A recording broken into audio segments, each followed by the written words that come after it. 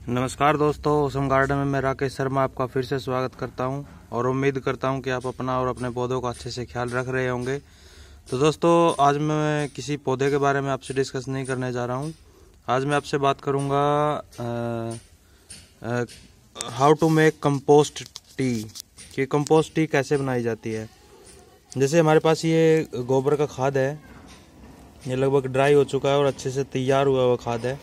हम इस खाद को डायरेक्टली अपने पौधों में अप्लाई भी कर सकते हैं, बट जो हमारे कई बार रोज़ प्लांट और कई ऐसे प्लांट होते हैं जिनमें फंगस की बीमारी आती है, तो हम ये डायरेक्टली अप्लाई तो कर देते हैं, लेकिन उसमें फंगस आने का खतरा या ओवरडोज होने का खतरा रहता है, क्योंकि इसमें नाइट्रोजन की मात्रा बहुत ज़्यादा होती है। और नाइट्रोजन की मात्रा अगर पौधों की रूट्स को ज़्यादा मिलेगी तो हमारे पौधे बर्न भी हो सकते हैं, उसके लीव्स जल सकते हैं। तो हम इसलिए इसकी कंपोस्ट टी जो है वो बनाते हैं कि इसमें जो नाइट्रोजन होती है वो काफ़ी हद तक कम हो जाए और पौधों को एक लिक्विड फर्टिलाइज़र के रूप में हम ऑफर कर सकें। तो दोस्तों, उसके लिए हमें चाहिए एक कंटेनर, एक डिब्बा चाहिए जिसमें हम इसको डालेंगे। इसमें हम ये जो गोबर का खाद है, काव डंक या काव मैन्योर कुछ भी बोल सकते हैं इसको, ये अच्छे से तैयार हुआ हो और इसको डाल लें किसी कंटेनर में। मैं एक बार डाल देता हूँ अच्छे से, देन आपको फिर आगे का प्रोसीजर बताता हूँ।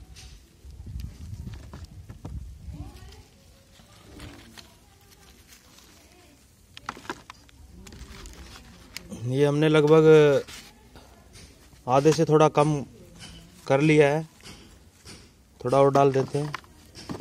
दोस्तों, कंटेनर जो है वो आधे से कम रखना है हमें, और इसमें हमें वाटर डाल देना है।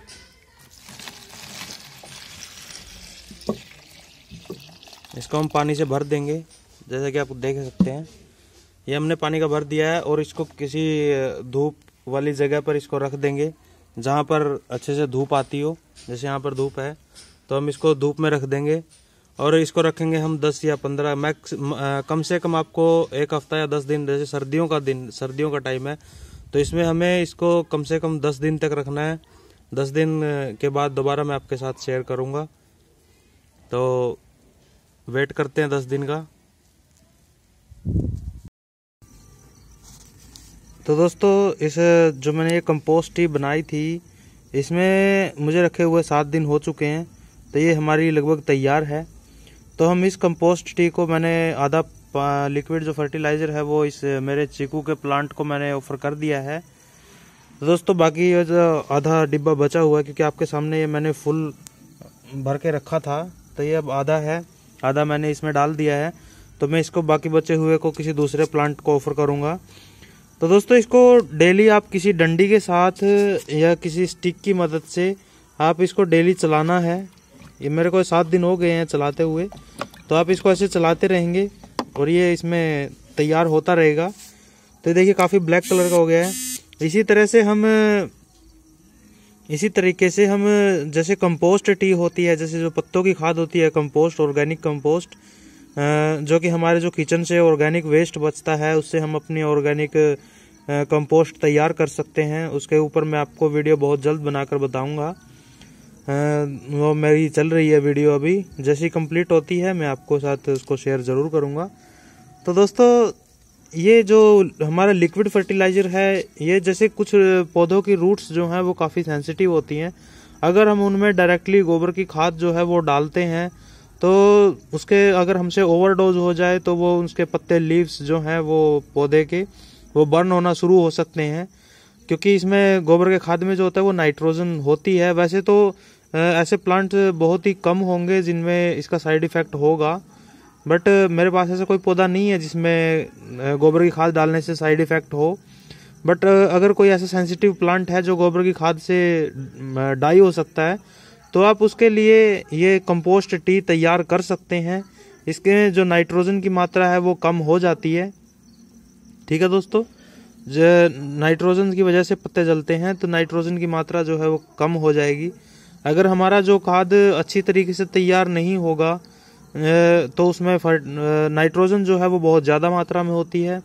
अगर सही से बना हुआ खाद ना हो, कच्चा हो अभी, तो अगर हम कच्चा खाद अपने पौधों में अप्लाई कर देते हैं तो उससे हमारे पौधे जो हैं वो सूख सकते हैं। तो इस जिन भाइयों को ये नहीं पता होता कि खाद अच्छे से बना है या नहीं बना है, जैसे तो वो लोग इसको अच्छे से अप्लाई कर सकते हैं। आप इसको लिक्विड फर्टिलाइजर तैयार कीजिए, चाहे खाद पका हुआ होगा तब भी नो प्रॉब्लम, नहीं पका हुआ होगा यानी अच्छे से तैयार हुआ गोबर का खाद नहीं होगा तो भी उसकी कोई साइड इफेक्ट नहीं होने का, क्योंकि इसमें जो नाइट्रोजन है वो बस ये है कि आप इसको मैंने 7 दिन में डाल दी, क्योंकि मेरे पास जो गोबर का खाद है ये अच्छे से तैयार हुआ है। ये देखिए बिल्कुल अगर मैं आपको दिखाऊं तो बिल्कुल ब्लैक कलर का है। तो दोस्तों ये जो मेरा खाद है ये अच्छे से तैयार हुआ है। अगर आपके पास अच्छे से तैयार हुआ वो खाद नहीं है तो आप इसमें ये लिक्विड खाद तैयार कीजिए, लिक्विड फर्टिलाइजर अपने पौधों के लिए, और उनमें डालिए और आप हैरान रह जाएंगे उसकी ग्रोथ देखकर, क्योंकि बहुत अच्छी ग्रोथ होती है अगर उसको पौधे को जो है वो फर्टिलाइजर अच्छे से मिल जाए। तो दोस्तों मैं आपको सिर्फ यही बताने की कोशिश कर रहा हूँ कि आप अगर पौधे में नाइट्रोजन की मात्रा ज़्यादा नहीं होने देनी है खाद फर्टिलाइजर की वजह से, और दोस्तों तो आप लिक्विड फर्टिलाइजर यूज़ कीजिए। और दोस्तों दूसरी बात मैं आपको एक और शेयर करना चाहता हूँ कि जैसे मेरे पास कई प्लांट्स हैं जिनमें मैं ये लिक्विड फर्टिलाइजर यूज़ करता हूँ। ये देखिए मेरा मारीगोल्ड का जब मैंने ट्री लगाया था इसकी वीडियो मौजूद है, तो इस पे सिर्फ एक ही फ्लावर था, बट अभी अच्छे से इस पे 7-8 फ्लावर खिले हुए हैं, दूसरी तरफ भी हैं 2 और 5-6 इस साइड हैं। तो दोस्तों पौधे ग्रोथ जो है वो बहुत अच्छे से चलती रहती है। ये मेरे इस साइड जो है वो बैंगन के पौधे हैं कितने सारे, इसमें बहुत बड़े बड़े बैंगन लगते हैं, वो मेरा एलोवेरा है। तो दोस्तों मेरे कहने का मकसद यही है कि आप लिक्विड फर्टिलाइजर तैयार करें, अपने पौधों को अप्लाई करें और उनकी ग्रोथ बढ़ाते रहें। मैं आपको कभी भी ये सजेस्ट नहीं करूंगा कि आप केमिकली फर्टिलाइजर डालें। आप केमिकली फर्टिलाइजर ना डालें, केमिकली फर्टिलाइजर से बहुत प्रॉब्लम हो सकती हैं पौधों में, क्योंकि हमें डोज का हिसाब नहीं होता, और अगर थोड़ी सी डोज भी ज़्यादा डल गई तो उससे हमारे पौधे जो हैं वो बर्न हो सकते हैं। तो दोस्तों आप ऑर्गेनिक फर्टिलाइजर पे ध्यान दीजिए। ऑर्गेनिक फर्टिलाइजर हम अलग अलग तरीकों से इतने प्रकार के बना सकते हैं कि जो ये रासायनिक खाद होते हैं ये कुछ भी नहीं है उनके सामने। इतने ज़बरदस्त खाद हम अपने घर में तैयार कर सकते हैं। मैं आपके साथ जो जैसे खाद हम बना सकते हैं वो मैं आपके साथ शेयर करता रहूँगा। बस आप मेरे चैनल को सब्सक्राइब कर लें और देन मैं आपके साथ शेयर करता रहूँगा, आपके पास नोटिफिकेशन आते रहेंगे मेरी वीडियो के। तो दोस्तों अगर मेरी वीडियो आपको पसंद आई है तो वीडियो को लाइक करें, शेयर करें अधिक से अधिक दोस्तों में, ताकि इसका बेनिफिट और भी दोस्त उठा सकें। और दोस्तों अगर आपको इससे रिलेटेड कोई भी क्वेरी है, कुछ क्वेश्चन है, तो आप कमेंट बॉक्स में मुझसे पूछ सकते हैं, मैं आपके क्वेश्चन का जवाब जरूर दूंगा। और दोस्तों अगर आपने मेरे चैनल अब तक सब्सक्राइब नहीं किया है तो आप मेरे चैनल को सब्सक्राइब कर लें, क्योंकि मैं ऐसी ही इन्फॉर्मेशनल वीडियो आपके लिए गार्डनिंग से रिलेटेड अच्छी वीडियोस जो हैं वो बनाकर मैं डालता रहता हूं। तो धन्यवाद दोस्तों वीडियो देखने के लिए। जय हिंद, जय भारत।